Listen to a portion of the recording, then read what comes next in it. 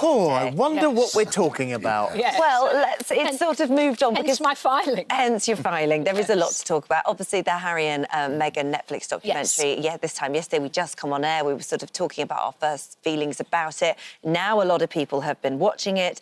The papers are reporting how a row has been breaking out, whether or not the royal family and the palaces were given a right to reply to the Duke of Duchess of Sussex right at the very beginning of the documentary. Yes. That's something that's saying they were given a right, but didn't want to comment. So Netflix sources insisted that the communications offices for the King and the Prince of Wales were contacted in advance of the documentary being released and were given the chance to react. Kensington Palace reportedly confirmed it did receive an email from a third-party production company from an unknown organisation's address and attempted to verify its authenticity with Archewell Productions and Netflix, but it never received a response. Yes. Well, the whole series began with just, white writing on a black screen which said members of the royal family have declined to comment on the content of this series. Now, patently, they hadn't. So, though editorially, it was an extremely well-made series, may I say, but there were a lot of things there. So that is Netflix, the streaming giant, who has made The Crown, and a lot of people say this last series is more fiction than fact. But they won't put a disclaimer on it. So now they're setting up an audience, a viewer, to think, oh, they've declined to comment. It implies some guilt somewhere. That entire statement implies guilt. So that's where you're set up from at the very Even beginning. if they got through, Gyles, I'm not entirely sure. There would have been no comment. No, I wouldn't have. There would have been no comment at all. I mean, there's no expectation for a comment. Yeah. I mean, they're going to rise above it. That's going to be the motto. I know. I mean, the Queen enjoyed watching television. She was a keen television viewer. Indeed, during lockdown, she was getting to grips with Line of Duty, couldn't quite follow it. And indeed, the master of the household became what he called the explainer. He said they had a lot of laughs trying to follow what was going on. So she enjoyed television. But the King does not watch much television at the best of times. The Queen Consort told me that she tried to get him to watch the series I do on Canals on Channel 4. And he did apparently courteously watch a few minutes and then went back to his desk. He's a workaholic. So you don't think he would have been... I don't think he'd have, watched it, and they certainly would not have commented.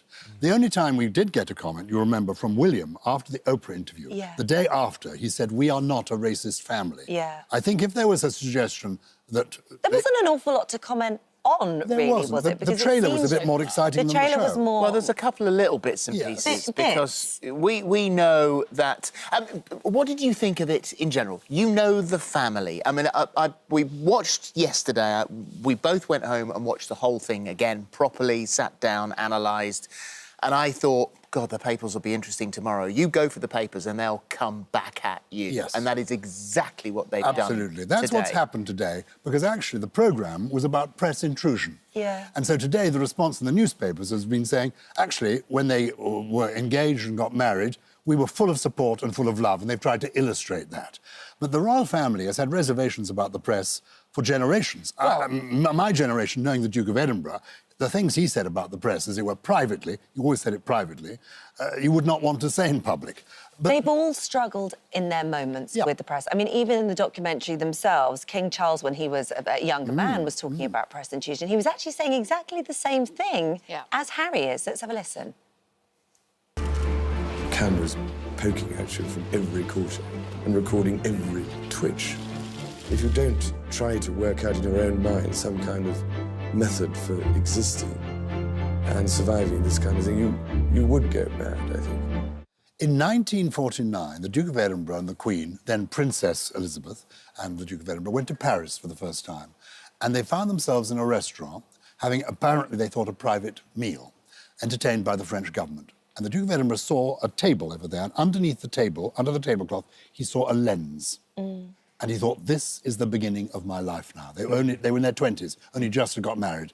And he thought, but this is my life. So there's nothing new in any of it. But it's bigger now. Looking back at where they are now, what it does, what we saw, what it did to their family.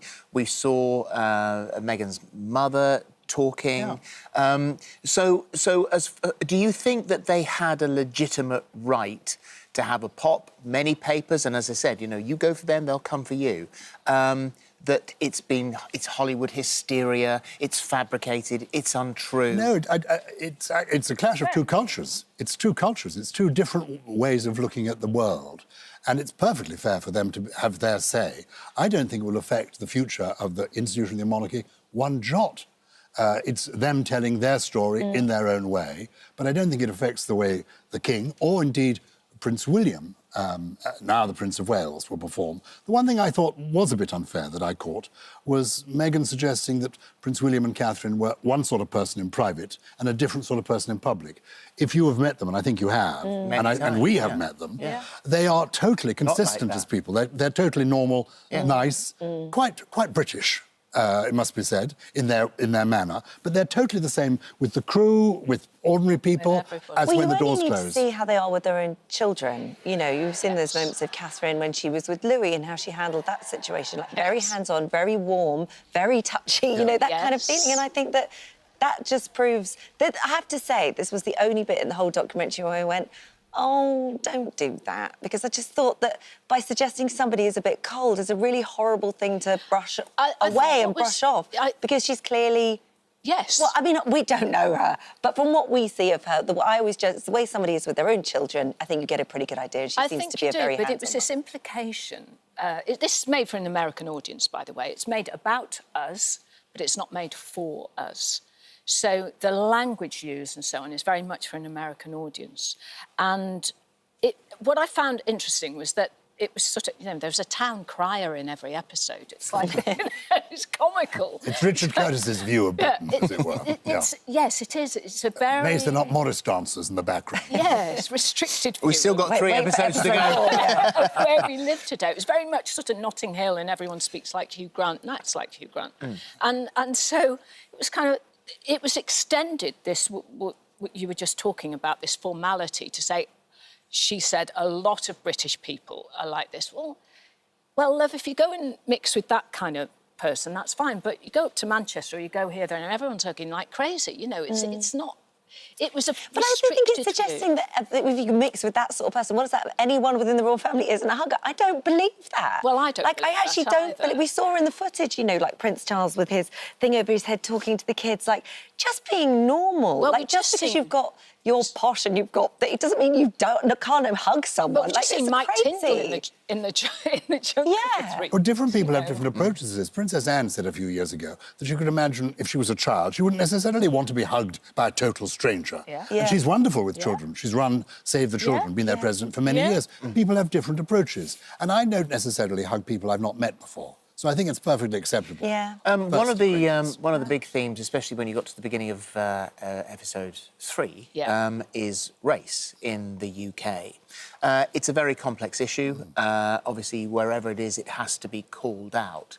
One thing I wanted to bounce off you, Charles, was hearing the Commonwealth of 2022 compared to Empire 2.0. Do you think that was fair, bearing in mind that countries in the Commonwealth now can leave, they opt to be part of the Commonwealth? The Commonwealth, when the Queen came to the throne, was 8 countries. It's now 56. Countries are coming on board, several of them with no historical links with Britain whatsoever. And interestingly, which I did not know, but the Queen told me, there are several Commonwealth countries that have their own king or queen. She wasn't the only monarch in the Commonwealth. She was simply the head of the Commonwealth they wanted her to be. So that, I felt, was totally unfair. And I think the sadness, from the late Queen's point of view, was that when Meghan came into the family, she was very warmly welcomed, certainly by the Queen, who said to her, if you want to carry on being an actress, that is your profession, please do. But Meghan said, no, I really want to be part of this thing, and the Commonwealth is what interests me in particular. And that excited the Queen. And I think where it began to go wrong was when the Queen then said, well, it's quite difficult coming into this institution from the outside. Maybe Sophie, Wessex, who's the latest addition, as it were, could be a kind of mentor, could show you the ropes. And Meghan rejected that and said, no, I don't think so, I've got Harry. Which leads us to our next point, which is that, and much has been made of this, that we both had the same opinion, that you watched this and I thought it was funny, the curtsy moment. When, and we'll discuss this in just a moment, because it seemed terribly unfair that Meghan was suddenly, if she was in the car on the way to lunch, and, oh, by the way, Granny's there, you do know how to curtsy. That it's interesting that you should point out that the Queen said Sophie Wessex could help her and point her in the right direction. She appeared to have absolutely no idea what she was supposed to do. I thought Harry might have helped her with that a little bit as well, so she ended up not quite knowing how to curtsy. I remember we're in the car and driving up, and he said, "You know how to curtsy, right?" And I just thought it was a joke. Now I'm starting to realize this is a big deal. I mean, Americans will understand this. We have medieval times, dinner and tournament. It was like that. Like, I curtsied as though I was like...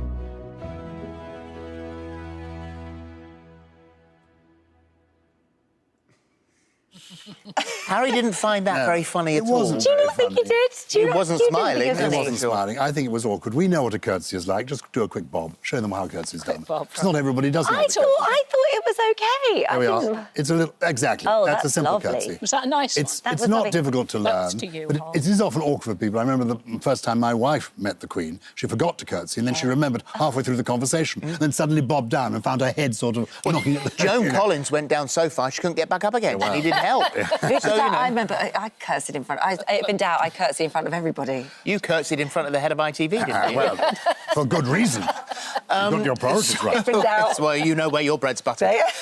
But look at Lee coming away from that. You're just thinking, surely someone must have helped her. What a thought. If you're British going into the royal family, it must be confusing. Well, your boyfriend American and future husband is the person who should help you. I mean, that's what it's all about. And I know for a fact that the Queen was eager to help her and was ready to give her a member of the family to help her. I just don't think we need to read into that curtsying moment as deeply as we're all looking into. I think it's just it was just a funny story about the first time she met the Queen. Like what happens when you go and meet your future in-laws that you don't know and you go, oh, my God, I tripped up over the carpet. I'm with you totally. And spilt my tea all down me. I felt like that was their moment of that. That's nothing fine. too serious, nothing too... We shouldn't take it too seriously, except we've been invited to watch 6 whole hours of this.